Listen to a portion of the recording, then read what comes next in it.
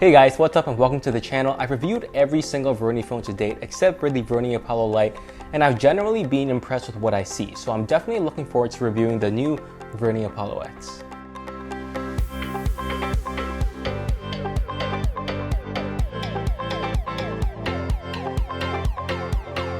When you look at the specs, the first thing I think of is, oh, this is basically the MediaTek version of the Redmi Note 4 with a smaller battery. To be more specific, the Apollo X has the Helio X20 processor, 4GB RAM and a 3500 mAh battery, so assuming Vernee does a good job with the software, this should be a pretty well-rounded phone. Let's start with the build quality here. The Apollo X feels good, but not as good as the Vernee Apollo. This is not a knock on the Apollo X, but the Apollo is just way better on another league. One downside though, the Apollo X is not small at all. It's about the same size as the Vernee Apollo and the Redmi Note 4, and it's a little bit bulky as well. It's actually about the same size as the big battery phones I tested, like the Ulefone Power 2 and the Alcatel K6000 Plus, but of course this one feels way thinner. The design language is also a little bit overused. It looks just like all the other Vernee Apollo phones as well. Some will like that and some won't. The screen on the Apollo X is good. The 1080p IGZO display by Sharp does a good job. It's actually better looking than the one on the Vernee Apollo, which looks a little washed out in comparison. Colors are quite saturated, contrast is good, and it looks very nice. Max brightness is around 400 nits, which is not the best. It can be hard to see in direct sunlight. We also have Gorilla Glass 3 protecting the screen as well, no issues here. The audio on the Apollo X is nothing to write home about. It outputs some decent volume, but it isn't that loud, definitely far away from the loudest phones I've heard. Audio quality is average, it just doesn't do much to impress me here. It is more than good enough to listen to music and TV shows, but the experience won't be amazing. Here's some audio for you to listen to.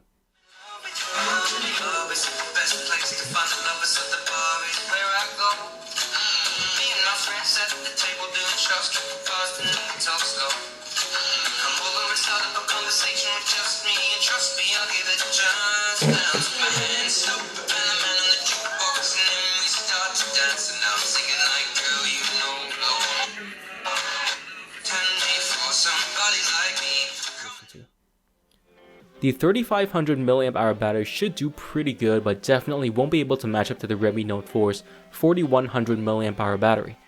Surprisingly, I was able to get around 6 hours of screen on time over a 16-hour day with about 3% left, so definitely cutting it pretty close to dead. This wasn't the most intense stuff, but mostly casual use like Reddit, web browsing, news, and some light games and photos.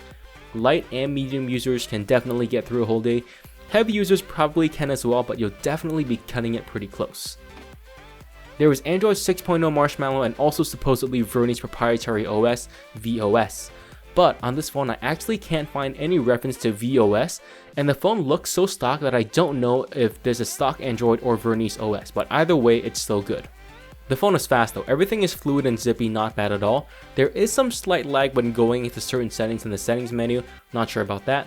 Moving on to apps and multitasking, the Helio X20 does a great job launching and closing apps quickly, and the 4GB RAM makes multitasking a pleasure as well.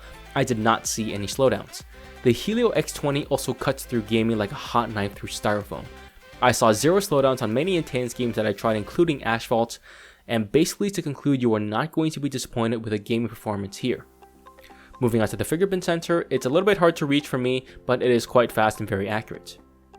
Make sure this phone is compatible with your carrier before you buy. I got LTE on my carrier and it works pretty well. Wi-Fi and GPS both work very well, no complaints. Bluetooth also works, but I had trouble connecting to one of my Bluetooth earbuds. The camera here is not bad in good lighting conditions. You can grab some pretty decent shots, good detail, good colors, good saturation. Definitely satisfactory, if not slightly above average. In low lighting conditions, you can see photos have a lot of noise and grain. The front-facing camera takes decent photos in good lighting conditions, but also takes some pretty grainy stuff in low light. The sensor is capable of taking 4K shots, but I couldn't get 4K to work, only 1080p. So I think this is just like the Apollo X where they disabled it. So most likely, hopefully they enable that soon. 1080p video looks fine though.